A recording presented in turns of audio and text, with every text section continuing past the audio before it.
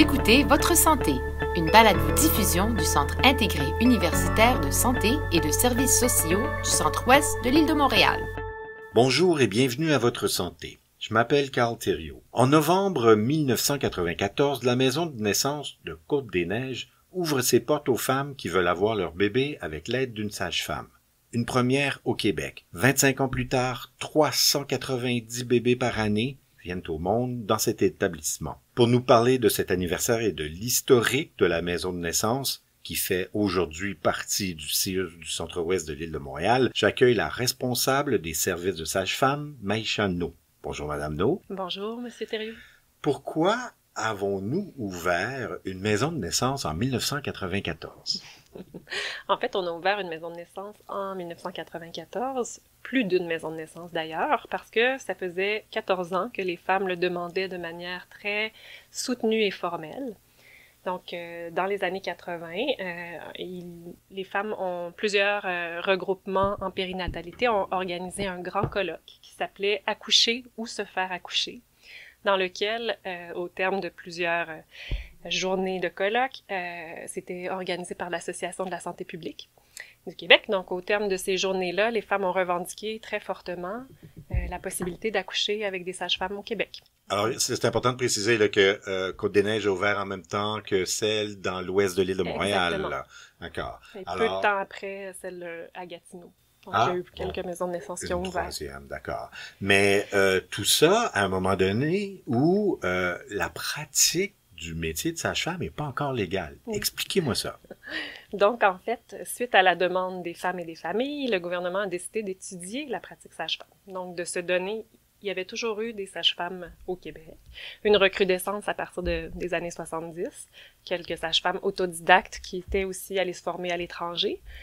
Donc, le gouvernement a décidé, avec le Collège des médecins, d'organiser des examens d'entrée à la pratique et d'étudier la pratique sage-femme pendant 5 ans. Donc, c'est pour ça qu'on a ouvert les maisons de naissance avant que la pratique soit légalisée, pour se doter, en fait, de statistiques, pour évaluer si les services de sage-femme seraient une option sécuritaire pour les familles au Québec.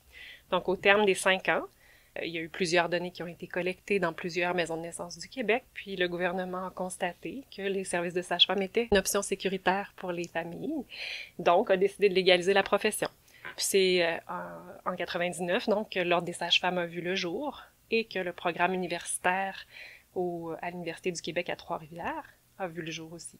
Alors, et tout ça parce que ça se passait ailleurs au Canada aussi. On sait qu'en l'Ontario, la Colombie-Britannique. En Ontario, les services de sage-femme ont été légalisés directement en 94. Donc, le gouvernement de la santé ontarien n'a pas passé par le même processus qu'au Québec. Mais, et dans plusieurs autres provinces canadiennes aussi par la suite, ça s'est légalisé. Quel bilan faites-vous? Vous n'avez pas été à la maison de naissance de Côte-des-Neiges depuis 25 ans, mais quand même une bonne partie de cette histoire-là. Quel bilan vous faites de l'existence de cette merveilleuse institution après 25 ans? En fait, les bilans sont très positifs. Le développement se fait d'une manière relativement lente, comme le développement de toutes les professions au Québec. Mais les services de sage-femme sont très spécifiques. En fait, les femmes, ce qu'elles souhaitent, les femmes qui ont demandé la légalisation des services, et les femmes qui sont toujours les usagères de nos services, ce qu'elles souhaitent, c'est d'accoucher de manière sécuritaire avec le moins d'intervention possible. Donc, c'est ce qu'on fait. Donc, on suit environ 390 familles par année, vous l'avez dit un petit peu. Ça a été évolutif. Donc, quand la maison de naissance a ouvert en 94, il y avait beaucoup moins de suivi, autour de 150, 200. Donc, on a quand même augmenté.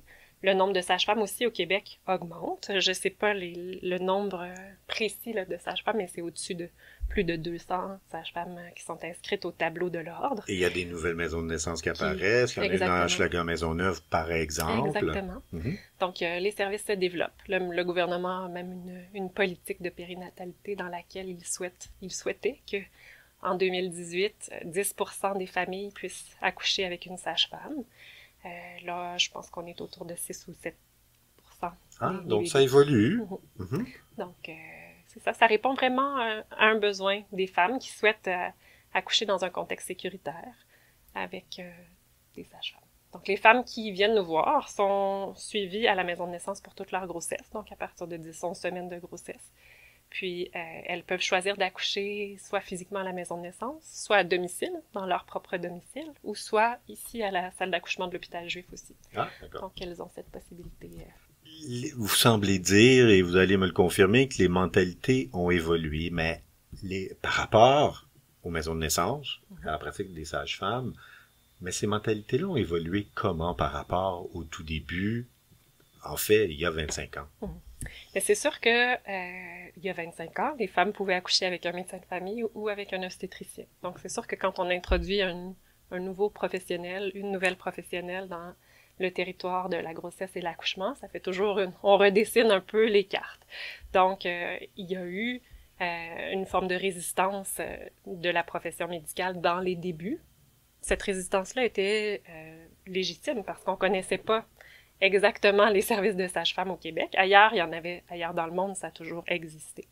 Et donc, au fil des années, les relations de collaboration se sont installées, puis une forme de confiance a été nourrie par la collaboration.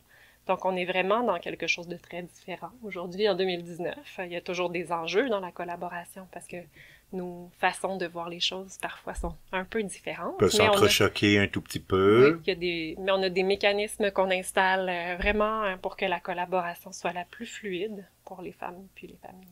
Et la perception du public par rapport aux maisons de naissance et au travail des sages-femmes, est-ce que ça aussi, ça a évolué? Beaucoup, oui. Les sages-femmes ont la faveur du public, c'est ça. Donc, puis de plus en plus, la couverture de presse aussi est positive de plus en plus de gens, de familles sont suivies avec les sages-femmes, donc ça fait un peu boule de neige, tout ça. Vous gagnez à être connu. C'est ça. Voilà.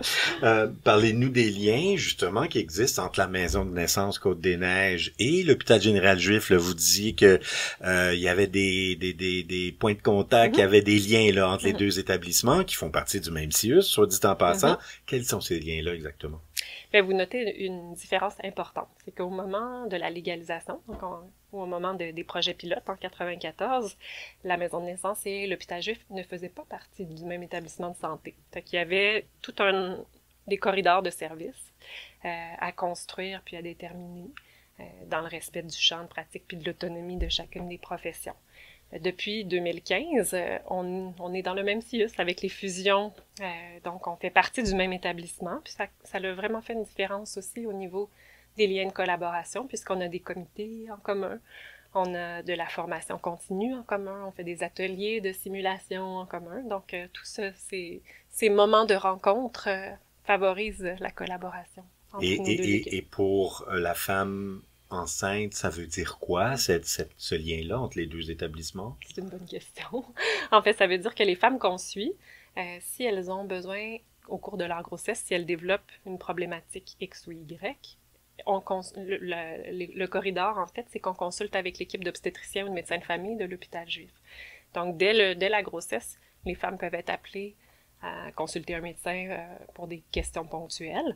Et c'est la même chose pendant l'accouchement. Donc, si pendant l'accouchement, une situation de transfert ou de consultation se présente, on a vraiment arrimé nos services pour que ce soit le plus fluide pour les femmes. Autrement dit, s'il y a une complication, on transfère tout de suite à l'équipe d'obstétricien de l'hôpital juif. Bon, on vient de traverser le premier 25 ans. Quels sont les prochains défis de la maison de naissance Côte-des-Neiges? On a le défi de consolider, encore une fois, nos services. On a, au fil du temps, quand la maison de naissance a débuté, il y avait 3 chambres de naissance et au fil du temps, on en a construit une 4e. Mais on occupe c'est un vieux presbytère, la maison de naissance, donc on occupe vraiment tous les pieds carrés disponibles. Donc, on ne souhaite pas grossir, donc augmenter le nombre de suivis par année, puisque notre infrastructure ne permet pas d'accueillir plus d'accouchements par année. Mais ce qu'on souhaite, c'est poursuivre notre rayonnement, donc avec la collaboration interdisciplinaire, entre autres. Donc, on a plusieurs des sages-femmes de notre équipe qui sont formatrices en gestion des urgences obstétricales avancées ou dans nos certifications de réanimation néonatale aussi qui sont obligatoires. Donc, nos sages-femmes formatrices aussi pourraient faire bénéficier des autres professionnels de leur expertise. Donc, ça serait un pas intéressant de poursuivre nos services à l'interne et aussi de rayonner à l'externe avec... Alors, ça serait une espèce de consolidation de votre place dans le système de santé, si je comprends bien. Exactement. Oh, ça augure bien pour l'avenir.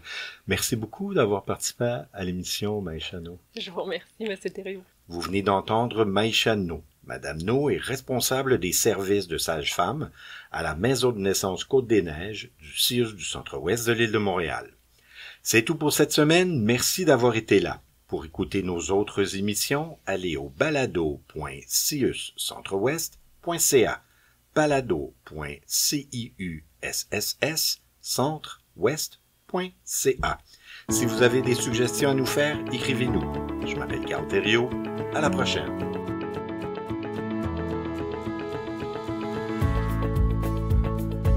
Vous écoutiez Votre santé, une balado-diffusion produite par le Service des communications du Centre intégré universitaire de santé et de services sociaux du Centre-Ouest de l'île de Montréal. Au plaisir de vous retrouver pour une autre édition de Votre santé.